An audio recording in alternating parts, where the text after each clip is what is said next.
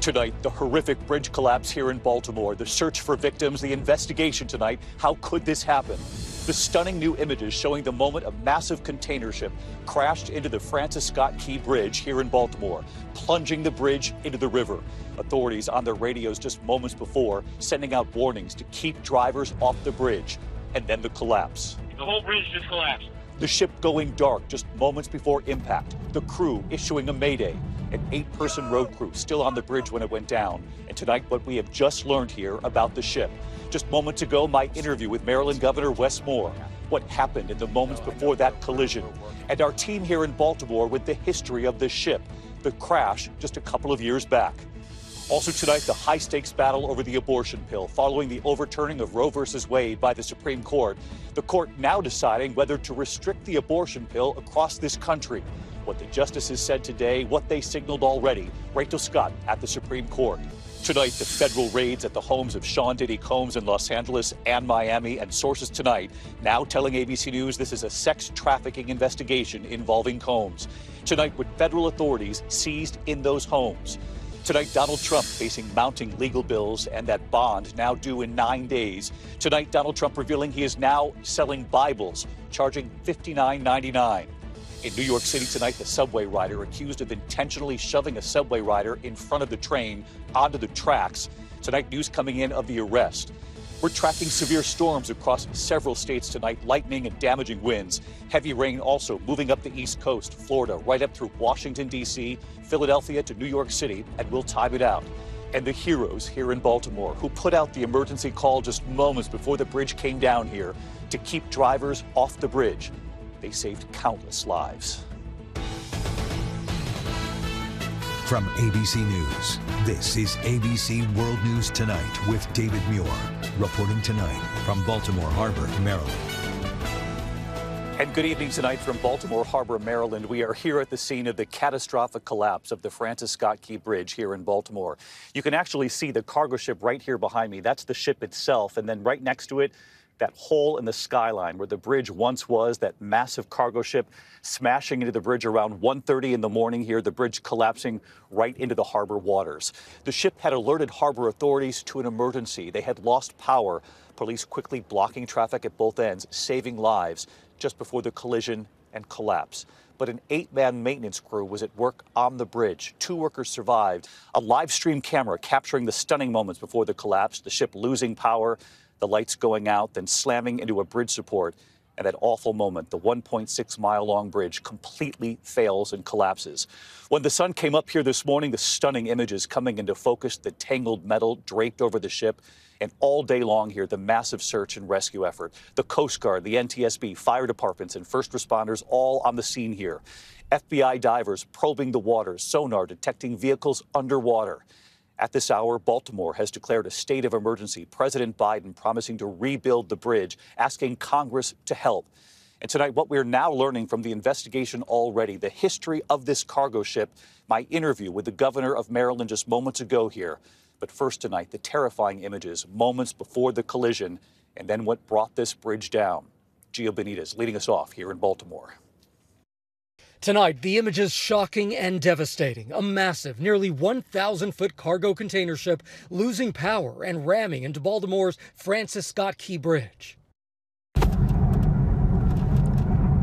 Yo! The 1.6 miles long bridge crashing down in just seconds, plunging into the Patapsco River overnight. The Key Bridge, the Francis Scott Key Bridge, just got hit by a cargo ship. Baltimore's mayor declaring a state of emergency. The Coast Guard, the NTSB, and the FBI all on the scene. The intense urgent search and rescue efforts underway, sonar detecting vehicles underwater. First responders, fire departments, and Coast Guard teams all rushing to the scene in the immediate aftermath. Searching through the overnight hours in the freezing water, rescuers finding 2 people alive, one of them hospitalized. 6 are still unaccounted for, all believed to be construction workers on the bridge at the time, working to repair potholes. Late tonight, the Coast Guard saying they are now suspending their search for the workers. Based on the length of time that we've gone in this search, the extensive search efforts that we've put into it, the water temperature, that at this point We do not believe that we're going to find any of these individuals still alive. Construction worker Jesus Campos says he knows some of the team working on that bridge. Eso nos pegó muy duro. That was really hard, Jesus says. We are colleagues from work and friends. We pray for the construction workers who are on the Key Bridge, and we pray for everyone who has been touched by this tragedy. Tonight, we're learning moments before the crash, the ship issued an urgent mayday, allowing quick-thinking police to block traffic on the bridge. Hold all traffic on the Key Bridge. There's a ship approaching has just lost their steering. The officers then planning to get the construction crew off that bridge before it collapsed. The whole bridge just fell down. Start, whoever, everybody. The whole bridge just collapsed. The quick work of law enforcement who kept more vehicles from coming onto the bridge, they undoubtedly saved innumerable amount of lives. It all happened just before 1:30 this morning. You can see cars crossing over the bridge just moments before impact. Video timestamps on this live stream footage showing the ship's lights went off at 1:24 a.m. before turning back on a minute later. Then thick black smoke begins pouring out of the top of the ship. 1:26 a.m., the power turning off again and then back on at 1:27. At 1:28 a.m., you can see the last cars driving over that bridge. And about 30 seconds later, the ship rams into one of the bridge's supports, bringing down the entire bridge. Officials say the ship was moving at 8 knots, roughly 9 miles per hour, much faster than they should have been. So tonight, the major questions. What happened on this cargo ship in the final moments before the collapse? The pilot at the controls is currently undergoing post-accident drug and alcohol testing. It was a local pilot specializing in navigating the port, not part of the ship's crew driving the ship. The cargo ship, named Dali, was heading from Baltimore to Sri Lanka, flying a Singapore flag. This screen recording from maritime data provider Marine Traffic shows Dali's track as it approached and collided with the Key Bridge. You can see Dali veered slightly to the right at this point before hitting the bridge. The FBI saying a preliminary investigation suggests the crash was an accident and that there's no credible evidence of a terrorist attack. A short time ago, President Biden promising to rebuild. It's my intention that the federal government will pay for the entire cost of reconstructing that bridge, and I expect the Congress to support my effort. This is going to take some time. The people of Baltimore can count on us, though, to stick with them at every step of the way until the port is reopened and the bridge is rebuilt. We're not leaving until this job gets done. And David, tonight the mayor here has announced a prayer vigil. The community here, really the country, is thinking about these construction workers and their heartbroken families. David. Gio Benitez right here in Baltimore with us tonight. Gio, thank you. We turn now to the federal investigation already underway tonight and what we're learning about this ship and its history and a crash it was involved in just a couple of years back. Terry Moran also right here in Baltimore tonight. This is the moment that the 95,000-ton cargo ship, the Dali, was getting perilously close to Baltimore's Francis Scott Key Bridge. You can see the power flicker on and off seconds before disaster.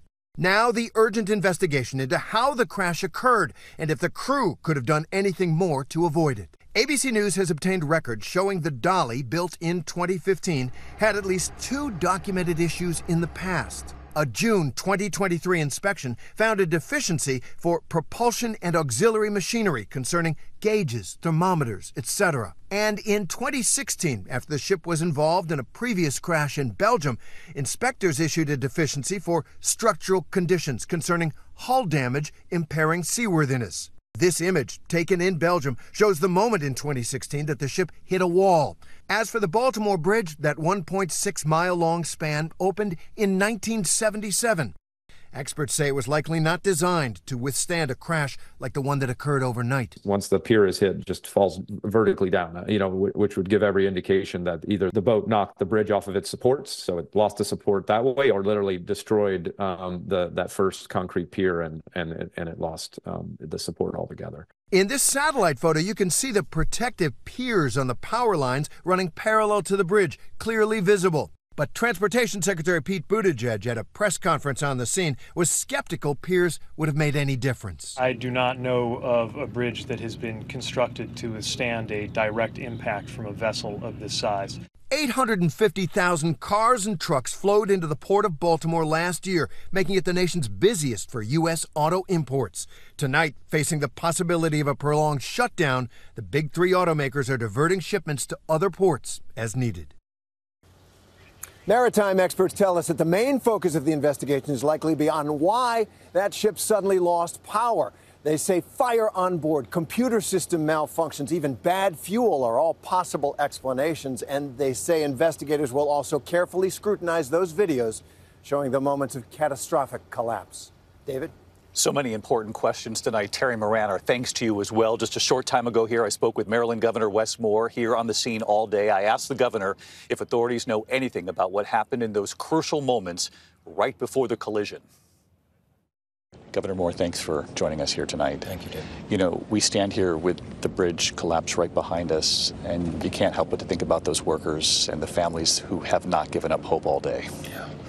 You know, I mean, this view, it just looks so foreign. Ever since I've been alive, the Key Bridge has been there. And I remember when I first got the phone call in the middle of the night saying the Key Bridge is gone. One, it takes your breath away. And then immediately you start thinking about these families.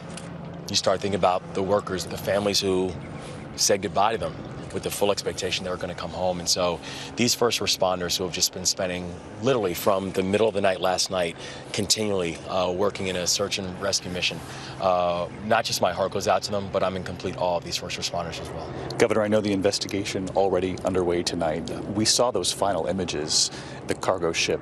You saw the lights go off, come back on, go off again, and then what appeared to be a turn at the last minute. Do we have any idea if that pilot and that apprentice were trying to avoid the bridge, or what happened in those final moments? Yeah, I mean, the investigation is still going on, but all the indications are showing that they had lost the ability to steer, and that they were trying to navigate the ship. And we're talking about a massive vessel moving at a quick clip. And so even as they were trying to move, any forms of deviation in one direction or another could have the potential of having catastrophic impacts, which it did last night. I really have to give a shout out to the police, the authorities who saw the ship approaching the bridge and did the all call to say, try to halt the traffic, any more traffic coming on the bridge. They saved lives. These people are heroes. I mean, there are people who made it home to their families last night because our first responders responded in the way that they did. Because by them holding vehicles and keeping vehicles off of that bridge, moments before the bridge fell, they literally saved countless lives last night. Governor, I understand the pilot who was on that ship undergoing the testing that's mandatory after an accident like this one. How soon could we get some answers about what happened in those final moments? Yeah, I know we're pushing to get answers as quickly as possible. Where, you know, our number one priority right now is both search and rescue, and then providing healing to these families, to this community, to a city that is truly heartbroken. The other thing that I know, and people can know from me, is I and our administration is going to be fully committed to making sure that we rebuild and we take care of these families and take care of this community. Governor Wes Moore, Governor of Maryland, thank you for joining us here tonight. I know it's been a very difficult day here. Thank you so much. Governor, thank you. Thank you. My interview with the governor just before we came on the air tonight, and we will have much more on the bridge collapse here in a moment. But we do move on now to the other major news this Tuesday night. The Supreme Court facing the biggest test yet on the issue of abortion since the court overturned Roe 2 years ago. The court now deciding whether to restrict the abortion pill in this country, and what the justices signaled already today. Rachel Scott at the Supreme Court tonight. Tonight, hundreds of protesters descending on the Supreme Court as the justices hear arguments in the most consequential abortion case since Roe v. Wade was overturned. The court considering whether to roll back access to the abortion pill mifepristone, used in more than half of abortions in the U.S. A group of doctors opposed to abortion rights, arguing that if a woman taking the pill needs emergency care, it would put a doctor who opposes abortion in a terrible position. These are life-threatening situations in which the choice for a doctor is either to scrub out and try to find someone else, or to treat the woman. But the Justice Department argued that doctors who brought the lawsuit have no grounds to sue. FDA is not requiring them to do or refrain from doing anything. They aren't required to treat women who take mifepristone. FDA is not directing the women who take the drug to go seek out care from these specific doctors. And today, a majority of the justices seem deeply skeptical of the effort to further restrict the drug. I'm worried that there is a significant mismatch in this case between the claimed injury and the remedy that's being sought. What they're asking for here is that in order to prevent them from possibly ever having to do these kinds of procedures, everyone else should be prevented from getting access to this medication. Even conservative justices like Neil Gorsuch, nominated by Donald Trump, also sounding uneasy with limiting access to the pill. And this case seems like a prime example of turning what could be a small lawsuit into a nationwide legislative assembly on an FDA rule or any other federal government action. The only two justices who seemed inclined to side with the anti-abortion doctors and further restrict access to mifepristone, Clarence Thomas and Samuel Alito. What's on the line here? Access to the abortion pill by mail without multiple trips to the doctor and up until 10 weeks of pregnancy. The FDA calls this safe and effective. The Supreme Court expected to make a decision in June. David. Rachel Scott at the Supreme Court tonight. Rachel, thank you. Tonight here we have new reporting after the federal raids at the homes of Sean Diddy Combs in Los Angeles and Miami. Sources tonight now telling ABC News this is a sex trafficking investigation involving Combs. And this evening, what federal authorities have now seized in those homes. Here's Victor Akendo. Tonight, ABC News has confirmed that federal agents seized multiple electronic devices from Sean Combs' L.A. and Miami mansions, and sources tell ABC News that the music and entertainment mogul is the target of a federal sex trafficking investigation. Combs' plane flying from California to Antigua, but it's not clear if Combs was on board. Video obtained by TMZ hours before that plane landed shows Combs pacing outside Miami's Opa-locka Airport. We going live. The three-time Grammy winner has been the subject of multiple civil lawsuits accusing him of rape and other sexual misconduct. Last month, his ex-music producer, Rodney Jones, sued for $30 million, saying Combs groped, harassed, and threatened him, and was engaged in a widespread and dangerous criminal sex trafficking organization. Jones claims surveillance video inside Combs' homes recorded many of the incidents listed in his suit. The allegations in it could have paved the way to create probable cause for law enforcement to get that search warrant to search Sean Combs' home. And just moments ago, Diddy's attorney saying in a statement, Mr. Combs is innocent and called this a witch hunt. David? Victor Akendo reporting tonight. Victor, thank you. Overseas and in Russia tonight, American journalist Evan Gershkovich losing his court appeal in Moscow. The Wall Street Journal reporter wrongly detained for nearly a year now. The court rejecting his request to be released, ordering him to remain behind bars until at least June 30th. Russia accusing him of collecting state secrets for the U.S. American Ambassador Lynn Tracy again calling the allegations categorically untrue. When we come back here tonight in New York City this evening, the suspect accused of intentionally shoving a subway rider onto the tracks in front of a train, news of an arrest. Donald Trump now selling Bibles. What he's charging. Tonight, a suspect has been arrested accused of intentionally shoving a man to his death in front of an oncoming subway in New York City. Carlton McPherson has been charged with murder. Police say Jason Voles was pushed in front of an approaching Ford train at the 125th Street and Lexington Avenue station in East Harlem. Authorities say it was unprovoked. Tonight, Donald Trump facing mounting legal bills, now revealing he is selling Bibles, charging $59.99 a Bible. This is a licensing deal. Trump will collect royalties, meaning some of the proceeds from the Bible sales will go directly to Trump. When we come back here tonight, tracking severe storms across several states tonight, lightning and damaging winds, and then heavy rain also moving right up the East Coast. We'll track it. Tonight, severe storms across several states, lightning and damaging winds expected in Michigan, Indiana, and Ohio. Heavy rain up the East Coast from Florida to Washington, D.C., Philadelphia, right into New York City tomorrow. When we come back here tonight, the image we found of the bridge here, the year it opened here in Baltimore, it was a big deal. Before we go, when we arrived here in Baltimore today on the train, a young man said to me, the whole city is feeling this. This bridge was a symbol of Baltimore. The Francis Scott Key Bridge opened in 1977. About 31,000 vehicles crossed the bridge every day. Tonight, this image, a family holding their child along the river's edge, overlooking the bridge that stood here for more than 4 decades.